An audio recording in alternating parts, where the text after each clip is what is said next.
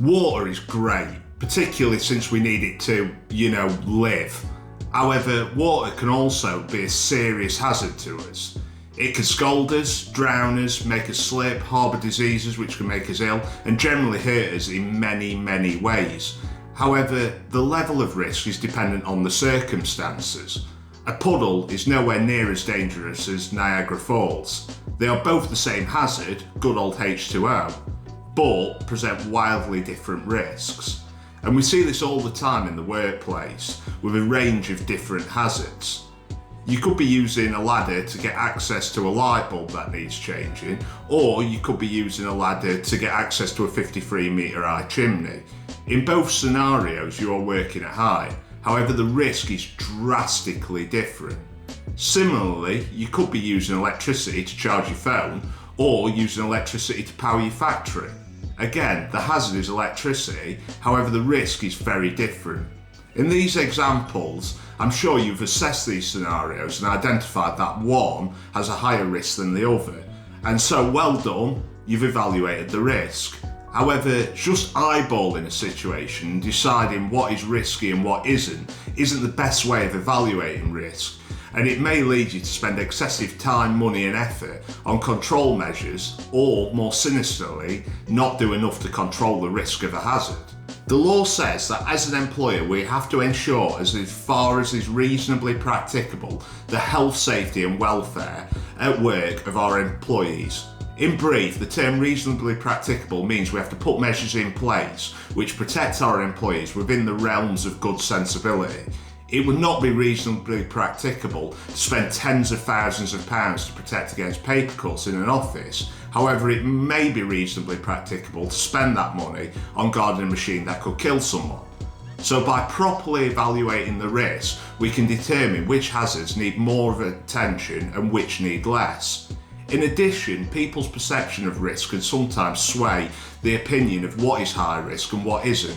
A guy cleaning a window in a skyscraper is used to that level of risk. However, the people working in the skyscraper probably think he's crazy. So we need a structured, standardised approach to how we evaluate the risk involved in a task to account for people's perception of risk. And to do this, we need to look at two things. Firstly, we need to look at the likelihood or probability of the hazard causing us harm. As an example of this, let's look at everyone's favourite viral disease, COVID. If you're travelling to work in your own car, the chances of you getting COVID are pretty low. Whereas if you're on public transport with umpteen other people, the likelihood of catching COVID is much higher. We can assign a number to show the likelihood. The lower the number, the lower the likelihood.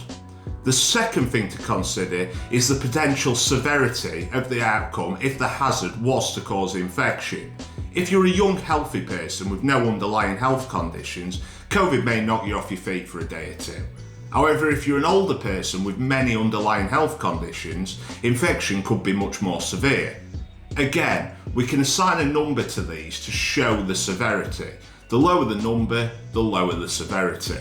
To determine the risk, we multiply the numbers we've assigned to likelihood and severity. So, a young person driving to work in their own car would have a likelihood of catching COVID of 1 and a potential severity for catching COVID as 1. So, we multiply 1 by 1, which is 1.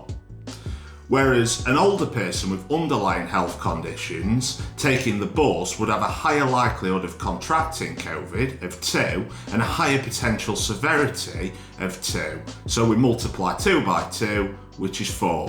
By doing this, not only can we see that one situation is riskier than another, we can also have a measurable value for risk.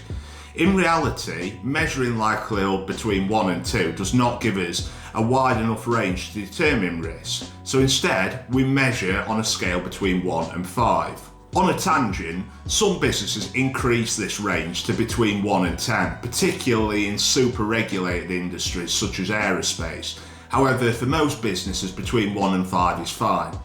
So for likelihood, we look at how likely it is for an incident each time we encounter that hazard, with a value of 1 being very unlikely and a value of 5 being very likely to happen. With severity, it ranges from 1 being negligible injuries to 5 being potential death or life-changing injuries. By ranking likelihood and severity between 1 and 5, we end up with a risk level of between 1 and 25. If you get a risk between 0 and 3, it's considered low risk, and it means that we don't have to apply any further control measures. If you get a risk between 4 and 9, it's considered medium risk activity. In this case, you should look at the control measures which are already in place and see if any improvements can be made to bring that risk level down. If you get a risk between 10 and 19, you need to start adding some control measures because your activity is now classed as high risk. And if the risk comes out at 20 or higher, you need to stop work until you have applied significant control measures to the task. So, if you do this for each hazard in the workplace, you will find where you need to apply further control measures and which ones you just need to keep an eye on.